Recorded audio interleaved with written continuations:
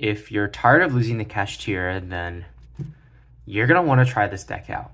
What is up, guys? This is tcgsam here, and in today's video I'm coming at you guys with my first place ninja deck that I took to a tournament and went 4-0. I beat meta matchups like Natria Runic as well as Branded, which I'll have a feature match for later on, so do stay tuned for that. But with that being said, let's just hop straight into the deck profile and see what we are playing.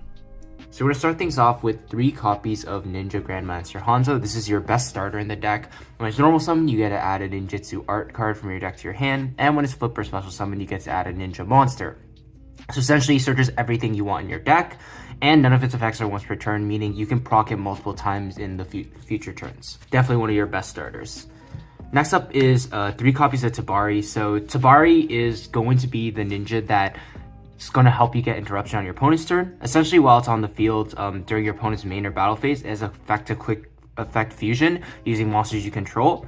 So you can summon your ninja monsters for interruptions, and also has a bonus effect of where you can discard it from your hand and special summon a ninja from your hand. So that means you can sort of get around the restriction of having only 1 normal summon per turn, or if you really need to trigger Hanzo, you can discard it, summon the Hanzo, and then get Hanzo's special summon effect. Definitely want to play 3 of this as well. The level 1 actually matters as well, which you'll see in another card later on.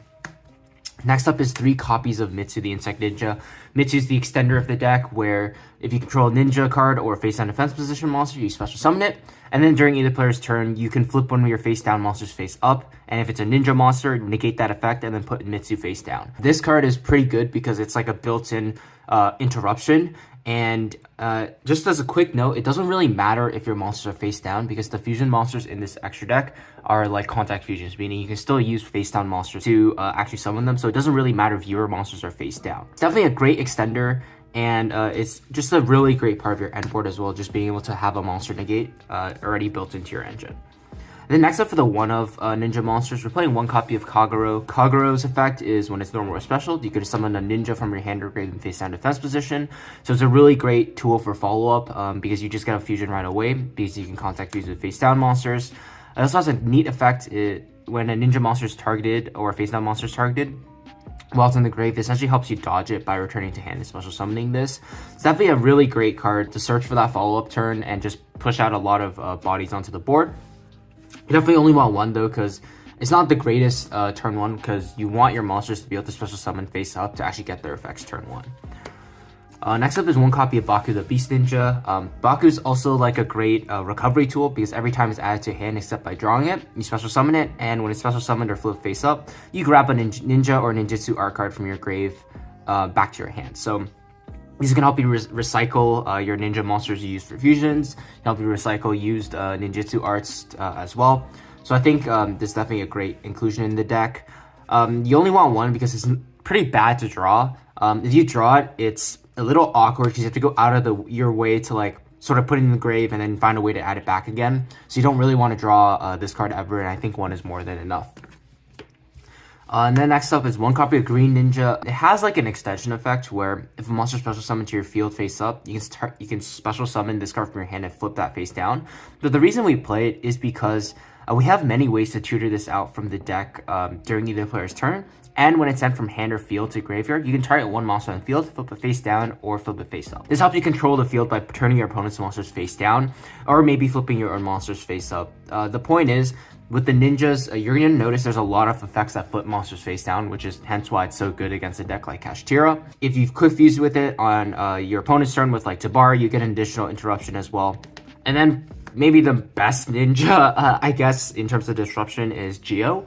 So Geo, when it's normal or special, you can target up to 2 monsters on the field and flip them face down. And the monsters that are flipped by this effect that your opponent owns actually can't be flipped back up. So it's like a floodgate trap hole effect. So if you're able to flip down like your opponent's KASHTIRA monster, well, that puts them on pretty much better have like the 1-0 Scareclaw KASHTIRA or KASHTIRA Birth Plus a monster. It's just really hard for KASHTIRA to play around this. You're gonna realize that we have so many ways to special summon these during our opponent's turn that this disruption is pretty much always just gonna be live, and your opponent's gonna have a very hard time playing around it. Its high level also really matters for another card that we're playing as well. But that's it for the ninja monsters. Moving on to the ninjutsu arts. So this is like the other part of the deck's engine.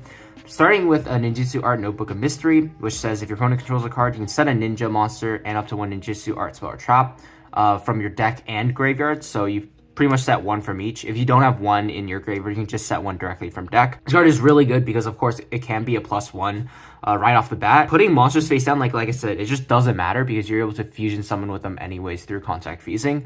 And getting access to your ninjutsu arts directly from your deck is also really great. You can also recycle like key one of like Geo or another ninjutsu art as well. So definitely want to play 3 of this. It just generates you so much advantage as long as your opponent has a card.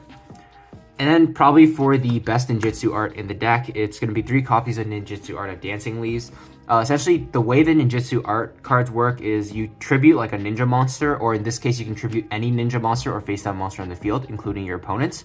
And then you get some sort of effect with the ninjutsu arts. This one lets you special summon a ninja monster from your deck. So right away, you can see that we have a way to get Geo out onto the board very easily. As long as we start with, let's say, Hanzo can grab this, and then you just set this. And on your opponent's turn, flip this up, tribute the Hanzo, summon Geo, and you have a double Book of Moon, permanent Book of Moon, at the very worst. So this effect is really great, of course, because it lets you get access to your ninja engine, but also because you can tribute opponent's monsters.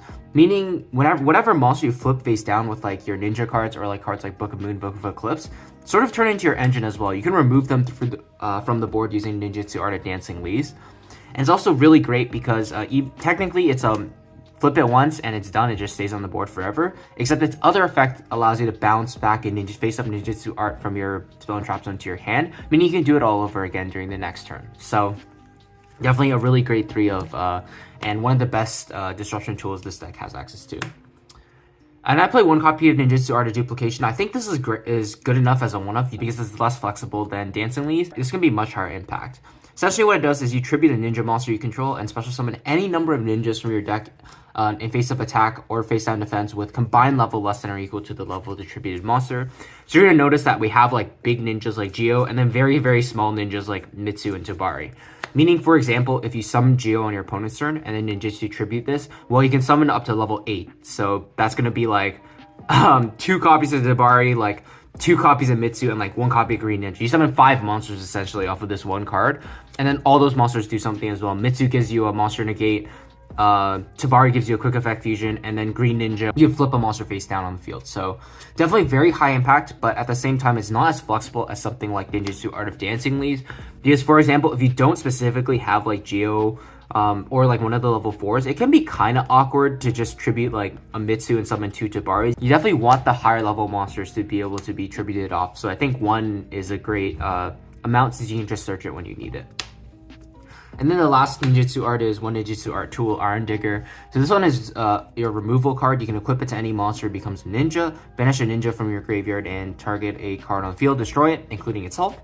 And when this card is sent from the field to the grave, you target a banished ninja monster and add it to your hand or summon it face down. So great recursion tool, great removal tool, and definitely one that super benefits this deck when going second, just to clear boards and get resources back. So that's it for the ninjutsu arts. Next up is 3 copies of Pot of Prosperity. I don't have this card, so I'm proxying it. But Pot of Prosperity helps a lot with consistency in this deck. If you don't have access to Prosperity, that's fine. You can still play the deck. I would recommend playing a 2nd copy of Ninjutsu Art of Duplication, playing a 3rd copy of a Hand Trap that I'm going to show later on. And then the last flex spot can be like a Call by the Grave or a 2nd copy of Ninjutsu Art Iron Digger. Definitely want to play Prosperity if you have access to it, because some of your starters are just a lot better than others. So like the Hanzo, you always want to see it in your opening hand. So definitely want to play Prosperity for that reason. And then for like the consistency spells, 1 Reinforce the Army, it searches Hanzo, but you have a couple other warriors like Kagero and Green Ninja as well to be able to search off of this. 1 copy Instant Fusion. You do have a fusion that's level 5 or lower. It can give you a free Ninja Extender, or it has an effect when going second when you summon it onto the board. So definitely just a great extension piece. And then for the non-engine, 3 copies of Book of Moon. You may have noticed this deck loves to flip monsters face down, and in addition to ninja monsters, we are playing like the actual book cards to flip monsters face down. This is great not only against a deck like KASHTIRA, because flipping face down seriously hurts them, but also it sort of turns your engine on. Like you can use Ninjutsu Art of Dancing Leaves on any monster essentially now that you flip face down with a card like Book of Moon. We are playing 3 copies of Book of Eclipse, so same idea as Book of Moon. You want these flip-flop effects because not only do your monsters get effects when they're flip face up, but also it's a great going second card this format. And then you're just able to turn your opponent's face down monsters into your fodder for cards like Ninjutsu Art of Dancing Leaves. You're also going to find that it doesn't matter even if your opponent has a board full of face down monsters, because there are cards in the extra deck that help you get around it. But yeah, we're just playing 6 of the books. Definitely great going second card this format, but also has extra synergy in the Ninja deck. And then for the hand shops, we're playing 3 copies of Ash Blossom and Joy Spring. It's pretty standard for this format. 3 copies of Infinite Impermanence, also pretty standard for this format. Then I played 2 copies of Nibiru. I decided to go with Nibiru because this deck is very control based. You are in a very good spot if you're ever able to survive past like turn 1. So I think having a card like Nibiru to sort of ensure that can be really good. You can just play a 3rd copy of it if you don't access to the prosperity, just to bump its number up a little bit. Of course, it's sort of very hit or miss, but like I said, if your opponent isn't summoning over 5 times, they're probably not killing you, and that's sort of all you need, because once this deck starts to get going, it just starts to snowball out of control. And that's one of the biggest strengths of this deck. It's like, once it gets past that first turn, you're able to keep going from there. So that's going to do it for the main deck. For the extra deck now, we're going to start off with the Ninja Fusions. We're going to go with 3 copies of Maizen the Battle Ninja. This one can be summoned by attributing 2 ninja monsters of different types. And you also notice that most of our ninjas are different types. We have like rock, warriors, beasts, insects, and like winged beasts. So we have a lot of different types to always be able to summon out our fusions. This one lets all your ninjas attack directly. So this is why it doesn't matter if your opponent has a board full of face down defense position monsters. But the reason why you play it is because when your opponent activates a card or effect, you can use this effect in response to special summon a ninja from your deck in face up or face down defense positions. So that can grab a Geo right away to flip monsters face down, or it could summon a card like Tabari to turn this and Tabari into your other fusion as a disruption. So Mason is definitely a really great card, very easy to make in this deck, and probably the deck's quote-unquote boss monster. The other fusion that we play is 3 Yagura-Maru. Yagura-Maru is sort of your explicit disruption in this deck. So every time it's summoned or flip face up, you can banish a ninjutsu art from your graveyard or from your hand, and then you can target card on the field and banish it. So essentially, this is the one that you make if you need like a spot removal off of your quick fusions with like Tabari's effect, or if you contact fuse on your turn, you can just use this to get rid of a card on the field. It's just a really great spot removal card. And you also notice I mentioned like it gets its effect when it's flip face up. So cards like Book of Eclipse are also really good in this deck, because that means the next time you flip it up on the next turn, well, it's going to have an effect to banish as well. So definitely want to max out on all the copies of the ninjas. You need them for the grind game, because there are going to be times you're just going to be tributing them off for like your ninjutsu art cards, and you always want to have access to more in your extra deck. Next up is going to be a funny one. Ultimate Great Insect. The way you summon this is by tributing an insect monster with 2,000 or more defense equipped with an equip card. And the way you do that in this deck is you have Mitsu, which is an insect with 2,100 defense, and then you equip it with a card like Iron Digger. Its effect is actually shockingly good. At the start of the battle phase, if there's a field spell in the field spell zone, you destroy all monsters your opponent controls. So many great decks play field spells right now, like KASHTIRAs are like a big example. They have Planet, so you can just use this to wipe out a whole board. And then it also can't be destroyed by battle, which is cool as well. But essentially, this can be like a very surprise board clear. You can just turn like a Mitsu equipped with an Iron Digger into this, and that's just insane. So yeah, you definitely want to play 1 copy of that. And then next up for like the Zeus package, we're playing Gigantic Downward and Zeus. I don't think you would ever use Gigantic Sprite. Maybe there's like some situations that you can use it, but the main reason I play is because like you can use like Link 2s to summon this, and then it just makes for it easier Zeus. Downward, of course, is to put on Gigantic Sprite, and then Zeus is just an incredible card. You definitely don't need it. If it gets hit out of your extra deck by KASHTIRAs, that's totally fine. You can just play with your ninja monsters, so I don't think playing more than 1 is needed. But yeah, this is just like a Zeus package. 1 copy of Blade Armor Ninja. Putting monsters face up in this deck can be a little hard, because a lot of your guys summon in face down defense position, making it perfect to go into fusions, but not really for XYZs. Anyways, this effect lets you attack with a ninja monster twice, so this can help you OTK. And then for the ninja Link monster, we're playing 2 copies of Ninja Grandmaster Saizo. This takes 2 ninja monsters, and you can just set a ninjutsu art directly from your deck once you summon it. So it lets you tutor out your ninjutsu arts if you don't have access to Hanzo, for example. You always get consistent access to those ninjutsu arts no matter what. And then we're playing 1 copy of Cross Sheep. this is a fusion based deck, so you can do some cool combos where if you summon a fusion here, you can bring back another like a ninja monster like Hanzo, trigger its effect, and then keep going from there. So it's a great monster for that reason. And then the last flex spot, I just played Nightmare Unicorn.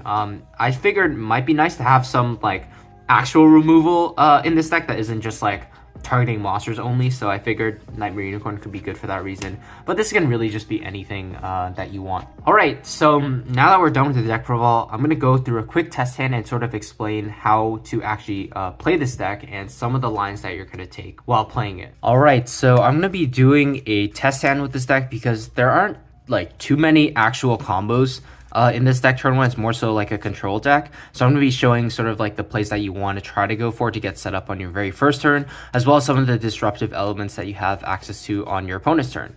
So with that being said, we're going to finish shuffling up and just draw a very quick going first test hand. We're going to start things off with Duplication, Iron Digger, Notebook of Mystery, Mitsu, and a Book of Boon. So you're going to look at this hand and it's going to seem very mediocre, and truth be told, like, it is. You really don't have like too much interesting things to do on your first turn other than normal summon this, set these 3 and pass it over to your opponent. As soon as your opponent plays a card, you can go Ninjutsu Art Notebook of Mystery to set a ninja monster directly from your deck. So this one, you can just, if you know your opponent's going to use a monster effect right away, you can just set a card like Geo.